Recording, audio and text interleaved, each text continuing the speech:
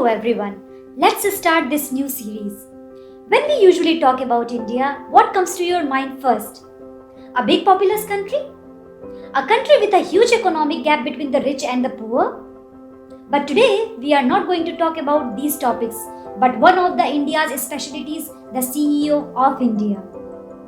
A Chief Executive Officer, CEO, is the highest ranking executive in a company. If you look into the details of the existing CEOs around the world, you will be surprised to know that the number of CEOs who are Indian is unbelievable. According to a study of Harvard Business Review, 30% of the Fortune 500 companies are run by Indians. In addition to the CEOs of Google and Microsoft, the CEOs of international giants such as Adobe, IBM, and Bata have also been taken over by the Indians. Surprisingly, as early as 15 years ago, one-third of engineers in Silicon Valley came from India, and 7% of the CEOs of high-tech companies at that time also came from India. And now, the number is much higher than it was 15 years ago. Someone once joked about it.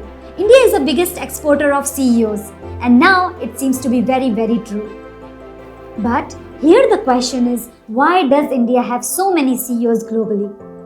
First of all, India is the largest source of immigrants in the world, and most of the immigrants go to the United States, UK, and other places either for their education or with the purpose of work. According to the MEA report, in between 2017 and 2021, about 6 lakh Indians migrated to the other countries and renounced their Indian citizenship. India sends its best and brightest people to the West. Number do matters a lot, and the fact is that India sends the highest number of students to the West, particularly to the US. And because of its colonial legacy, Indians are a little more familiar and comfortable with English, or at least with Indian English. Plus, they are at ease with an open society, democratic institutions, and a culture of debate and dissent. Many of them come through one of the most brutally competitive education systems illustrated by the legends of the IITs, which has an acceptance rate of less than 2%.